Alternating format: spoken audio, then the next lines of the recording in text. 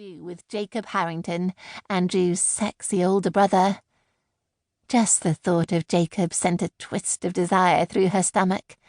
He had been this glorious one-night stand. Well, okay, it had actually been 3 nights, and yes, it had been incredible, and he'd been lovely and made her laugh. But she had drawn a line under it when she'd returned to her own home in St. Octavia.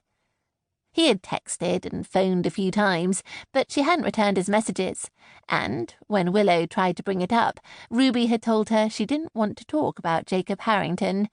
She wasn't interested in a relationship with him or anyone. Not anymore. She supposed she would have to face him at some point. He was Andrew's brother and would be bound to visit.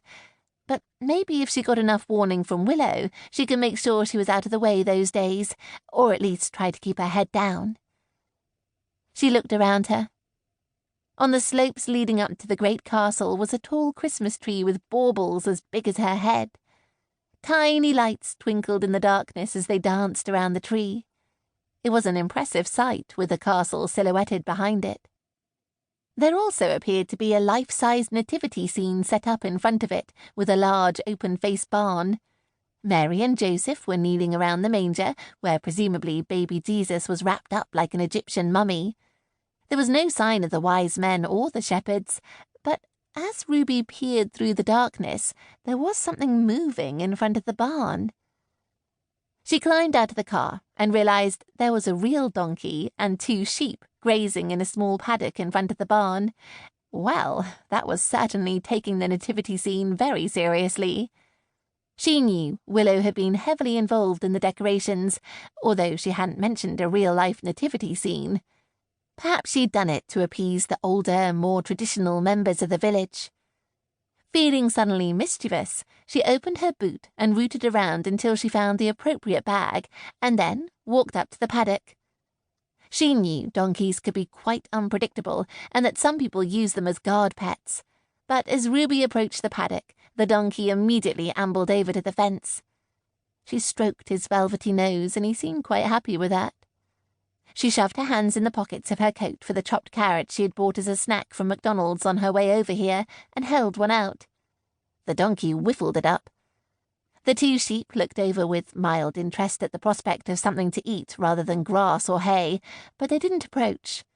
She tossed the carrots over the fence in their direction, but they seemed scared by this gesture and quickly retreated to the furthest corner.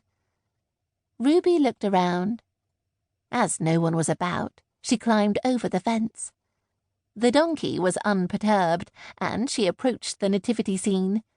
Mary and Joseph were huge. If they'd been standing, they would have been 7 or 8 feet tall, but as it was, they were kneeling down, leaning over the manger, which looked tiny in comparison. They looked creepy rather than realistic, and the model of Mary had very large hairy hands. In fact, it even looked like she might have had a beard at one point, which had been hastily painted over. Also, on closer inspection, Joseph was sporting an eye patch, although you wouldn't have been able to see that from the road as his face was turned to the side. Ruby laughed out loud when she spotted the hook instead of a hand. It seemed Willow might have got a cheap deal and found a couple of models of pirates to use for the nativity instead. The models had been dressed in real clothes and headdresses to make them look more authentic, so maybe Willow had thought no one would notice the pirate origins. Ruby glanced down at the baby Jesus, who thankfully was just a large doll covered in a blanket and not pirate-themed like his parents. She quickly looked around one more time and then swapped Jesus for a cuddly snowman, complete with top hat. She tucked the snowman under the blanket. She knew Willow would get a big kick out of this.